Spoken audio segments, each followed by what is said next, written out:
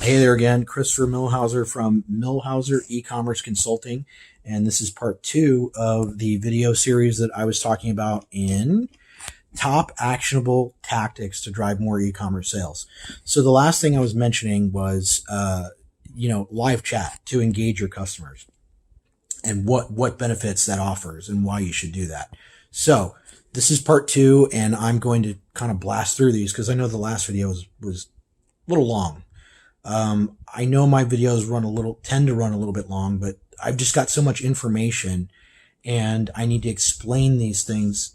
So it's hard to make the video really short, especially if it's, on, my social media where it's a kind of a shorter, video strategy. So you may be viewing this on my website, you may be viewing this on Facebook, but I want to make sure that I'm offering as much quality content as humanly possible. And whether you work with Millhauser Consulting or not, I want you to go out there and be successful. And I want you to make money, and I want you to understand what strategies you can implement to, create those opportunities to where you have doubled your sales or tripled your sales and you've got, 3 times the ROI just from the strategies that I have, mentioned. So, okay, part two, gonna jump right in. Make it easy for customers to get what they want. What do I mean? Poor design and you're gonna lose your customers. So if your site looks like crap and it's hard to navigate through and it's not laid out in a logical manner, you're going to lose most of your sales. People do not want to fight with trying to figure out how to buy your product or where to go to find out.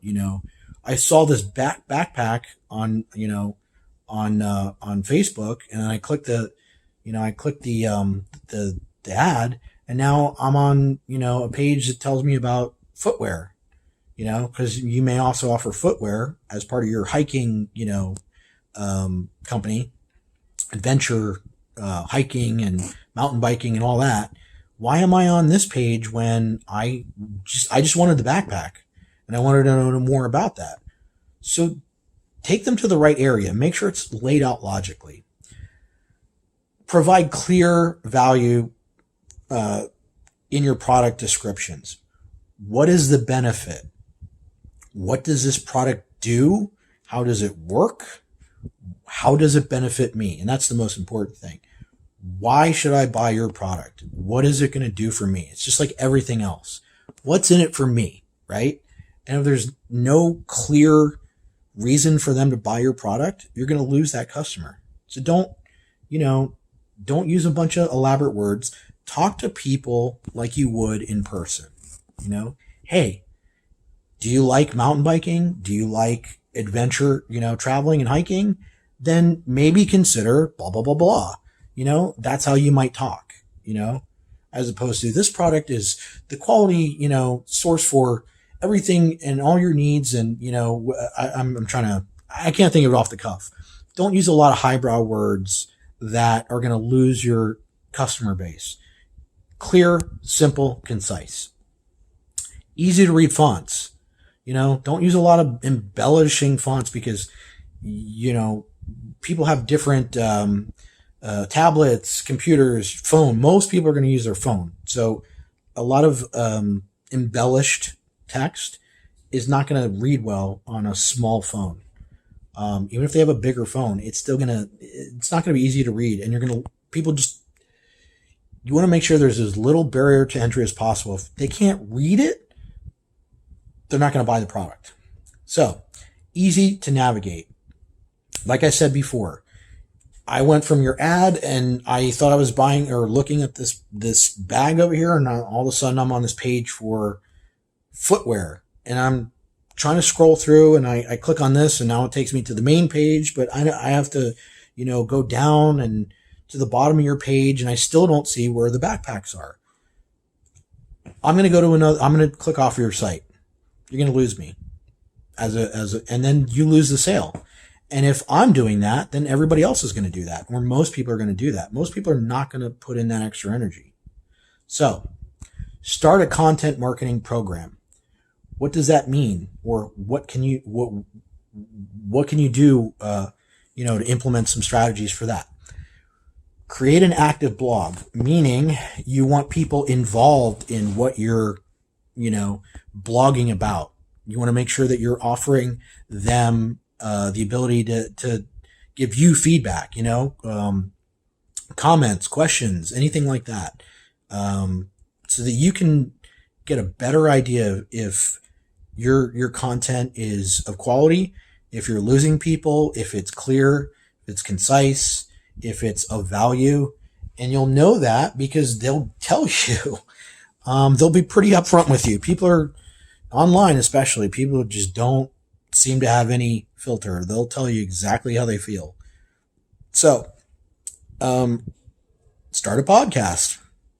It depends on what product you're offering, but this is actually a really good strategy. If I'm selling, let's say I have a lifestyle brand of clothing, right? Trying to give you an example. So let's say I'm in the special ops community, or I am a former, soldier, which I am, and I follow a podcast. Good example, Jocko Willink. He's an ex-Navy SEAL. He's got a podcast.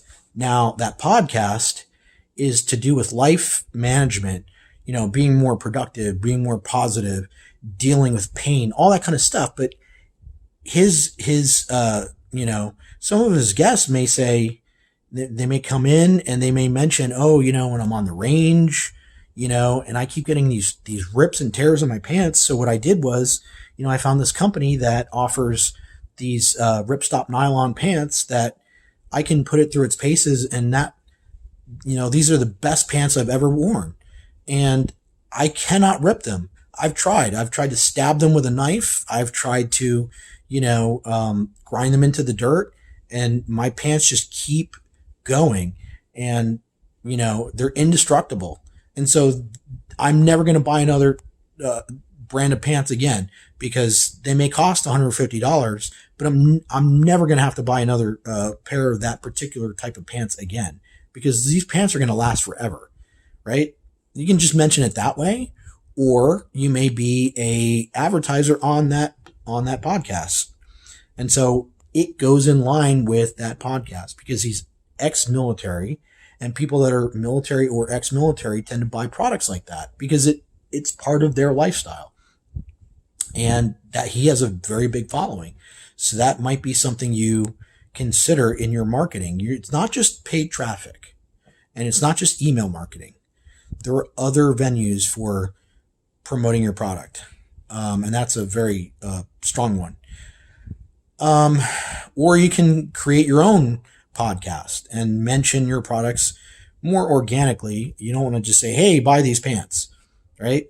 That's not going to go over well. But you can mention it and pepper it in with, your reviews of other products, maybe for other companies.